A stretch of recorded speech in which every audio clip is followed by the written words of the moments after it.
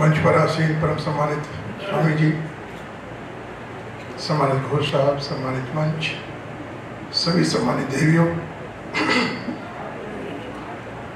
सभागार में उपस्थित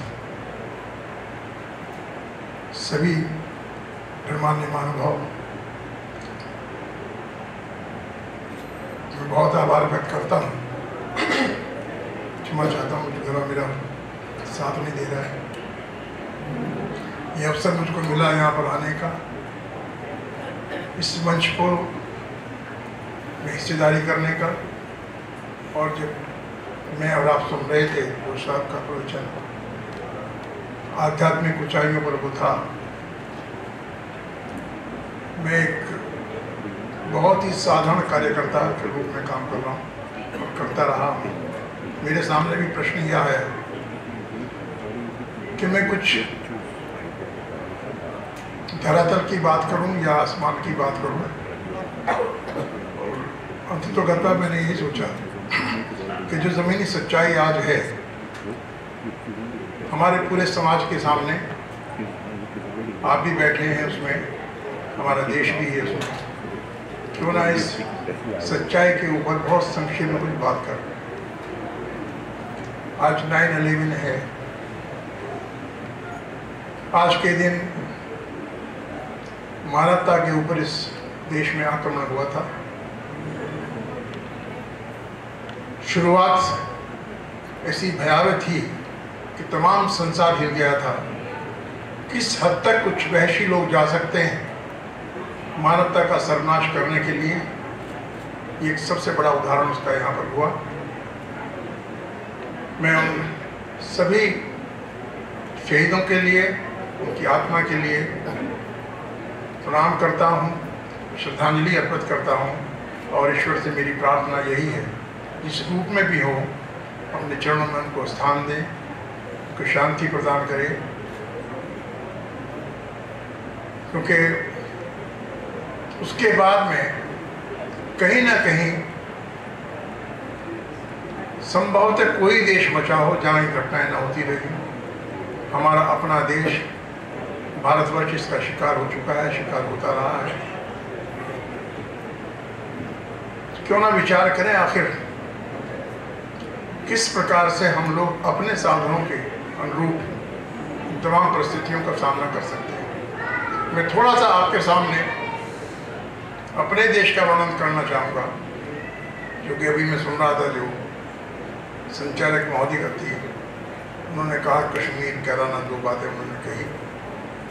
कैराना मेरी कॉन्स्टिट्यूंसी है, मैं रहने वाला भी वहीं का हूँ, और संयोग से कश्मीर में मैंने एक सैनिक अधिकारी के रूप में 3.5 साल तक काम किया।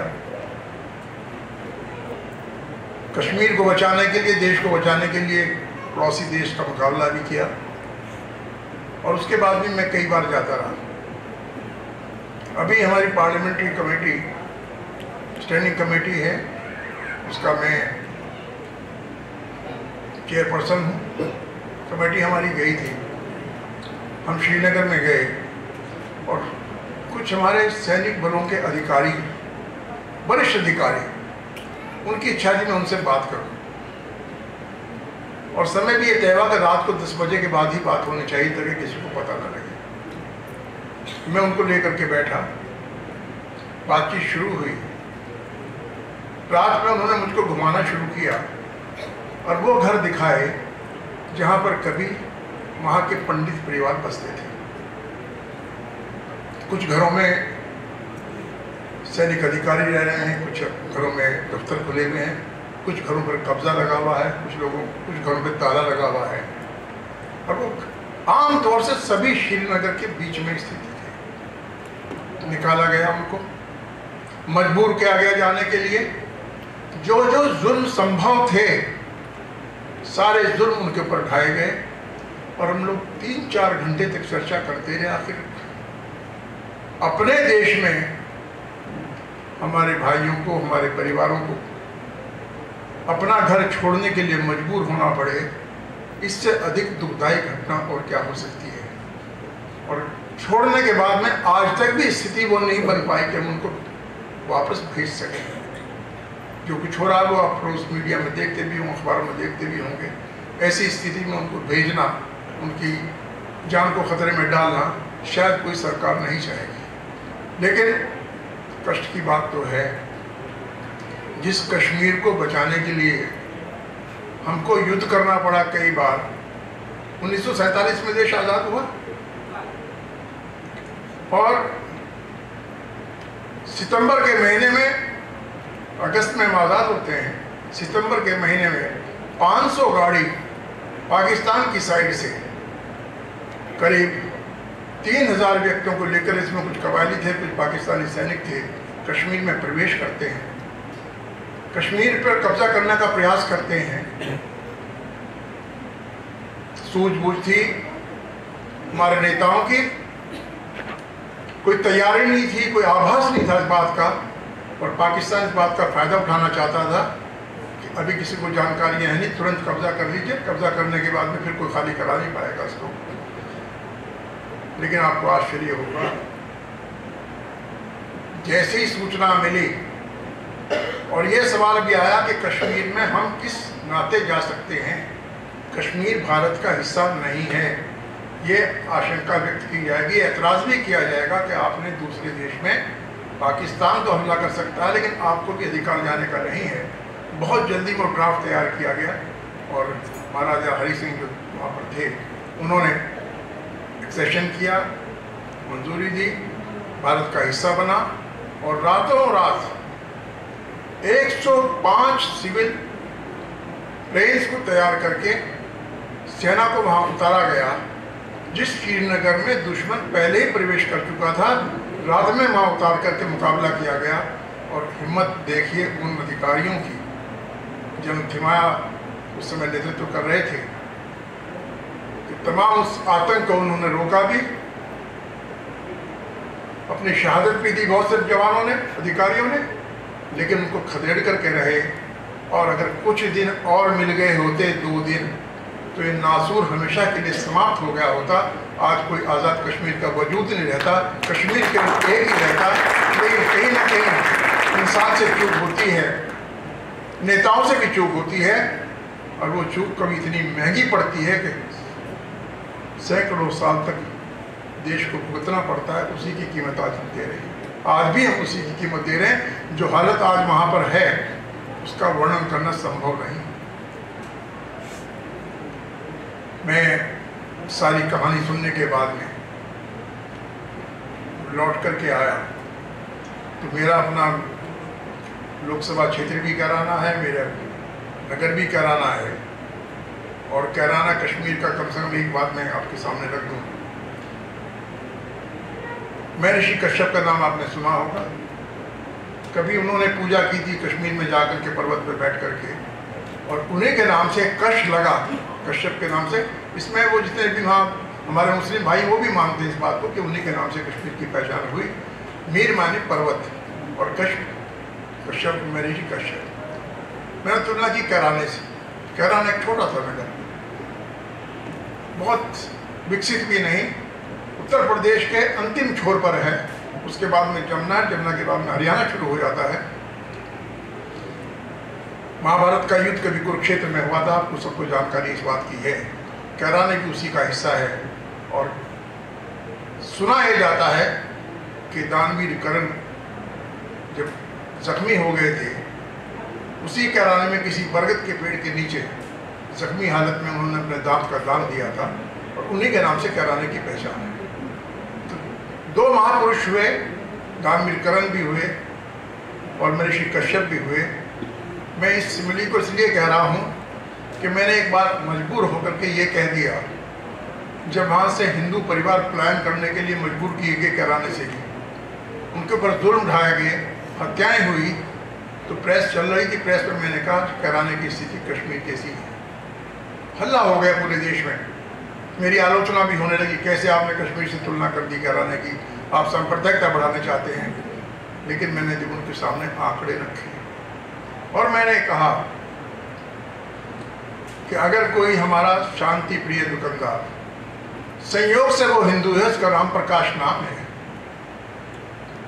10 लाख रुपए की उससे मांग की जाती है, वो मांग पूरी कर नहीं करता, आकर के 2 आदमी 4 आदमी उसको वहीं दिहाड़े उसकी हत्या कर देते हैं। हत्या करने के बाद में अपने उस बंदूक को घुमाते हुए सारे शहर में निकल जाते हैं, और उस डर से बाकी उसके परिवार को प्लान करना पड़ता है, उस डर से बाकी व्यापारियों को वहाँ से प्लान करना पड़ता है।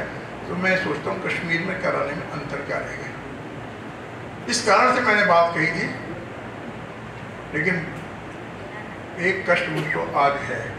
अभी हमारी सम्मानित बहन जी जब कह रही थी यहाँ पर खड़े होकर के मेरा आरएसएस से कोई संबंध नहीं है, मैं थोड़ा सा सोचा इस बारे में। हाँ, मैं यही कह रहा हूँ, आरएसएस जो जिसका जन्म 1925 में हो गया था, आज भी उसके बारे में जानकारी ना हो, यही मेरे लिए आश्चर्य की बात है। मैं वही बता रहा हूँ।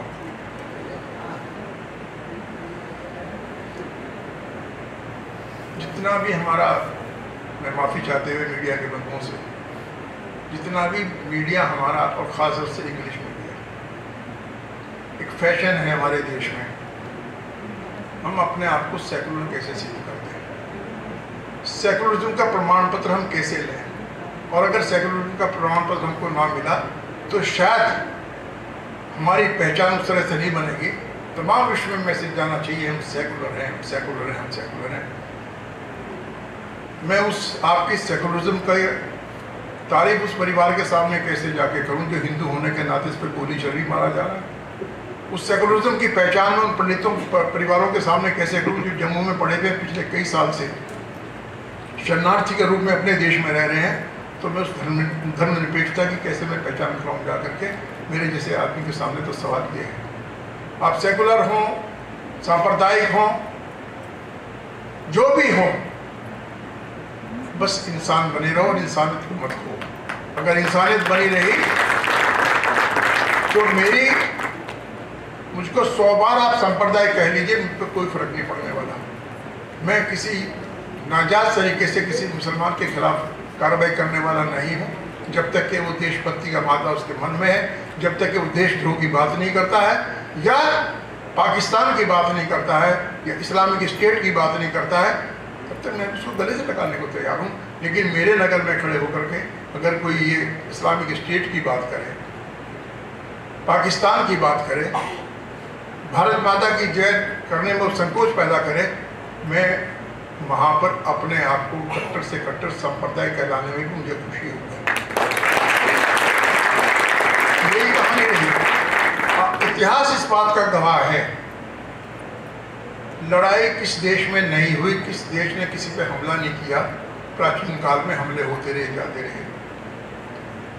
हमारी भारत की सेना जब पहला महायुद्ध हुआ, हम आज़ाद नहीं थे, अंग्रेज़ों के नियंत्रण में थी, अंग्रेज़ अधिकारी इसको लेकर के जाते थे, लेकिन हमारी सेना हिंदुस्तान से लेकर के अफगानिस्तान होते हुए, ईरान होते हुए, इटली तक, जर्मनी तक पहुंची। लेकिन एक मिसाल ऐसी नहीं मिलती कि भारतीय सेना के किसी अधिकारी ने, किसी सैनिक ने, आप पुस्तक पढ़ लीजिए, मुझे तो शौक़ है कि मैं आर्मी में रहा हूँ, डिफेंस की पुस्तक पढ़ने का मुझे शौक़ है।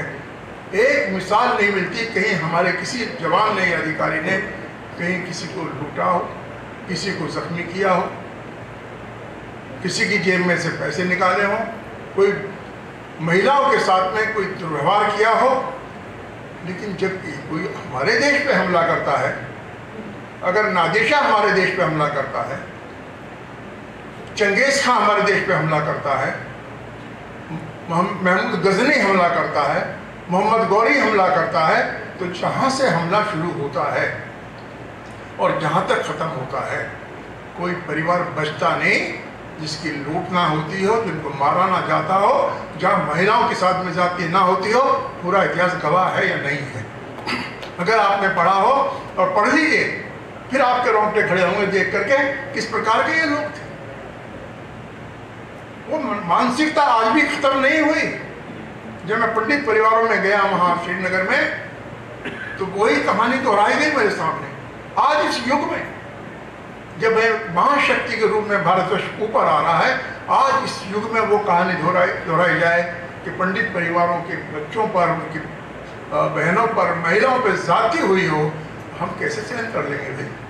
मेरे जैसा व्यक्ति तो सहन करने वाला नहीं है, और मेरे जैसे करोड़ों व्यक्ति इस देश में हैं जो उसको सहन करने वाले नहीं।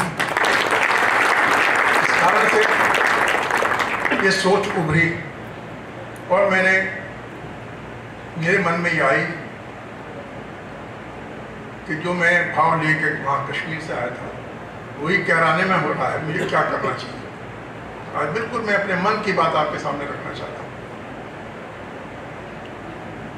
मैंने किसी से नहीं पूछा, पार्टी का सिपाही हूँ लेकिन जनप्रतिनिधि भी हूँ, जहाँ हूँ उनका प्रतिनिधित्व करने वाला मैं ही हूँ, और पिछले लगभग 38 साल से प्रतिनिधित्व कर रहा हूँ। पहले एक विधायक के रूप में 7 बार उत्तर प्रदेश में गया, मंत्री के रूप में, और आज मैं सांसद के रूप में, पार्लियामेंट के रूप में आज उनका प्रतिनिधित्व कर रहा हूँ। तो मैंने कहा निर्णय मैं खुद लूँगा, क्योंकि इन्होंने चुन करके मुझको भेजा है। जो कुछ हूँ मैं इनकी वजह से हूँ। निर्णय मैंने ये लिया कि मैं खड़ा हो गया वहाँ पर, और खड़े होकर के मैंने टोटल एक्सपोजर करना शुरू कर दिया। पत्रकार आगे, दिल्ली का सारा मीडिया वहाँ पर चला गया कि साहब आप हिंदू मुस्लिम फैला रहे हैं। मैं फैला नहीं रहा हूँ, हिंदू हिंदू है, मुस्लिम मुस्लिम है, लेकिन अगर मुसलमानों में हो या हिंदुओं में हो कोई इस प्रकार की हरकत करेगा, मैं निश्चित रूप से पूरी शक्ति के साथ में आज संकल्प लेकर जा रहा हूँ कि उसका विरोध करूँगा। मुझे परिणाम की कोई चिंता किसी प्रकार की नहीं है। चलता रहा मेरा अभियान, और संयोग से राष्ट्रीय स्तर पर, अंतर्राष्ट्रीय स्तर पर गया। लोगों ने विरोध भी बहुत किया, उसका लिखा भी बहुत। यही सरकार का काम करने का तरीका देखो, लोकतंत्र में भी। मैंने कहा इतने 346 परिवार चले गए छोड़कर, जांच शुरू हो गई, जांच टीम आ गई अधिकारियों की, बनावटी लोग खड़े कर दिए उनके सामने कि साहब आपने तो कहा था वो ओम प्रकाश का परिवार वहाँ चला गया, छोड़ के चला गया, ये तो ओम प्रकाश तो मैं ही हूँ। फर्जी आदमी उनके सामने खड़े किए गए। हमारे भी आदमी जा रहे थे, लेकिन क्योंकि वहाँ पर जो जनसंख्या है उसका रेशो 15 और 85, 15 and 85, 85 are Muslims, 15 are Hindus. ये तो डेमोग्राफिक स्थिति हो गई। आज मेरे उस स्टेप से एक परिणाम मेरे सामने सकारात्मक आया है, वो मैं आपको बताऊं। जब 1 महीने तक मैंने वो एजुटेशन जारी रखा, मैंने किसी अधिकारी की चिंता नहीं की, और पार्टी ने मुझको पूर्ण समर्थन दिया, हमारे राष्ट्रीय अध्यक्ष ने पूर्ण समर्थन दिया, हमारे सारे भाजपा नेता के प्रतिनिधि मंडल वहाँ का आया, पूरे नगर में उन्होंने भ्रमण किया, तो आम जनता के सामने विश्वास बना। आज वहाँ पर ये स्थिति है। पिछले 2 महीने से मैं बिल्कुल बात कर रहा हूँ, किसी की हिम्मत अब टेलीफोन करने के लिए नहीं है। 10 लाख भेज देना, 5 लाख भेज देना, और एक आदमी हरकत भी करता है ना। आज उन हिंदुओं में इतनी हिम्मत आई है, लोग कहते हैं आओ लेके देख लो। साथ खड़े होने वाला चाहिए, आवाज़ उठाने वाला चाहिए, ईमानदारी से आवाज़ उठाने वाला चाहिए, और ये उम्मीद भी उनको लगी। और महीने 2 महीने की बात है, जिस सरकार के बलबूते पर वो लोगों ने दुस्साहस किया था, सबको लग गया कि जिस सरकार के कारनामे ये हों कि 2-3 महीने में तो जाने वाली है, कोई चिंता की बात नहीं। हमसे भी कहा आप चिंता मत करो, अब हम उनका मुकाबला करने के लिए तैयार हैं। ये कम से कम संदेश पूरे क्षेत्र में हम दे पाए। मैंने संक्षेप में इसलिए आपके सामने बात रखी। अमेरिका जैसा शक्तिशाली देश जब यहाँ पर वो दुस्साहस कर सकते हैं इस किस्म की घटना का, और ऐसे ऐसे उन्होंने फतवे जारी किए हैं, मैं कह नहीं सकता आपके सामने। आज संकट की घड़ी दूसरी भी है। जो वहाबिज्म पैदा हो गया, कट्टरवाद जो पैदा हो गया, आज वो हावी हो गया सब पर। अगर कोई 1-2% सेकुलर भी मेंटेलिटी का होगा, उसके लिए भी सर्वाइव करना संभव नहीं। इतिहास पढ़ लें। इनके एक बहुत बड़े दार्शनिक हुए शाह वलीउल्लाह, और शाह वलीउल्लाह ने कहा कि मैं तो भाग्यशाली हूँ कि मेरी रगों में अरब खून है। हिंदुस्तान में था, पैदा यहाँ हुआ, और पैदा होने के बाद मैं कहा मैं खुशकिस्मत हूँ, मेरी रगों में अरब का खून है, मैं अरब की संस्कृति का व्यक्ति हूँ। लेकिन डर यह है कि जिन लोगों को ज़बरदस्ती हमने धर्म परिवर्तन कराया है, हिंदुओं से मुसलमान बनाया है, दूसरे संप्रदाय से मुसलमान बनाया है। अब आहिस्ता आहिस्ता मुस्लिम शक्ति क्षीण होती जा रही है, कमज़ोर होती जा रही है। और कल वो भी आएगा जब लोकतंत्र यहाँ पर आ जाएगा। लोकतंत्र आने के बाद में हिंदू बहुमत होगा तो कहीं ये लोग वापस ना चले जाएं। कैसे कैसे उन्होंने अपनी प्लानिंग की कि अभी जो कन्वर्ट्स लोग हैं उनको इतना पक्का कर दो कि कहीं जाने लायक रहे ना। वेशभूषा देख लो, इसी देश में पैदा हुए। हमारे यहाँ तो हिंदुस्तान में बिल्कुल एक गोल सी टोपी आ गई, हमारा पजामा ठीक ठाक यहाँ तक का, उनका इतना आ गया, ताकि वेशभूषा अलग रहे। और शाह वली ने तो यहाँ तक कहा, घर ऐसी जगह बनाओ जहाँ किसी हिंदू की रसोई का धुआं भी आप तक ना आ सके। ऐसी कट्टरवाद पैदा उनके दिमाग में कर दी। अब वो कट्टरवादता कब तक आखिर चलेगी? एक आज़ाद देश कब तक सहन करेगा? पाकिस्तान का निर्माण कैसे हुआ? उसमें संक्षेप में क्या क्या मैं बात समाप्त कर रहा हूँ, तो स्वामी जी को सुनना चाहेंगे। पाकिस्तान का निर्माण किस कारण से हुआ? केवल एक sentence, pride in the past and fear of the future.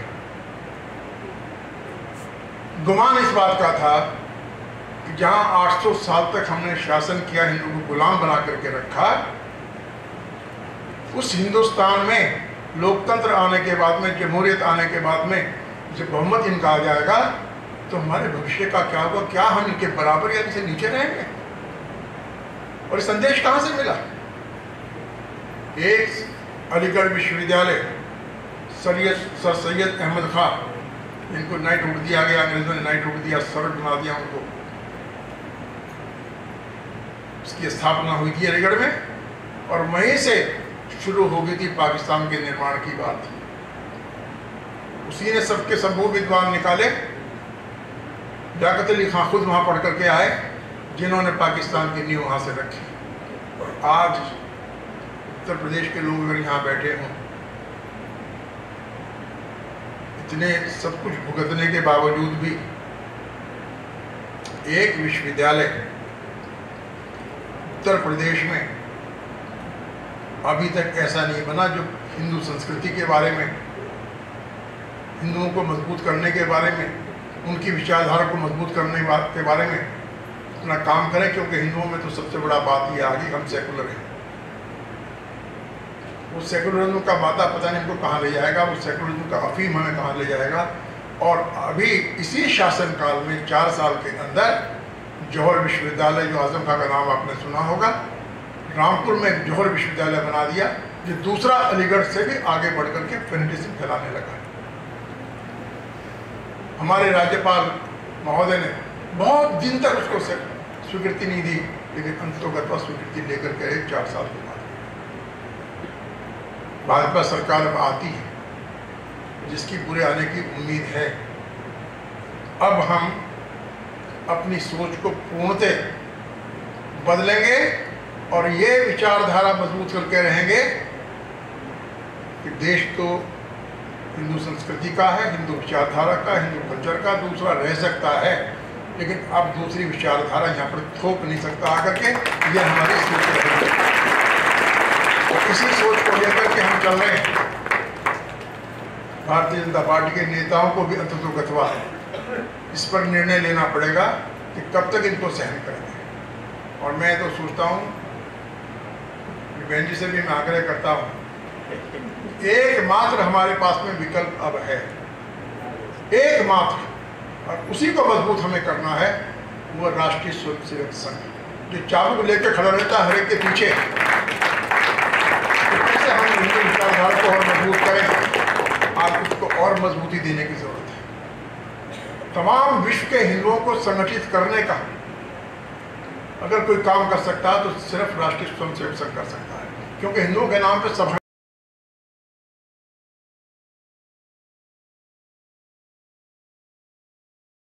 तो बहुत बड़ी हिंदू महासभा भी बनी, कभी नहीं रही। आर्य समाज बनी, आर्य समाज ने अपना सामाजिक स्तर पर बहुत बड़ा काम किया, बड़ी पहचान कराई। जब चुनौती हमारे सामने खड़ी थी, आर्य समाज एक ऐसा संगठन था जो हमारी इस विचारधारा को बचा पाया। लेकिन अब हमें राजनीतिक रूप से भी और वैचारिक रूप से भी एक संगठन को खड़े करने की आवश्यकता है। और आवश्यकता इस बात की है कि 135 करोड़ का देश, इसके ऊपर अब कोई जरूरत ना कर सके आंख उठाने की, ऐसा मजबूत उसको हम बनाएं।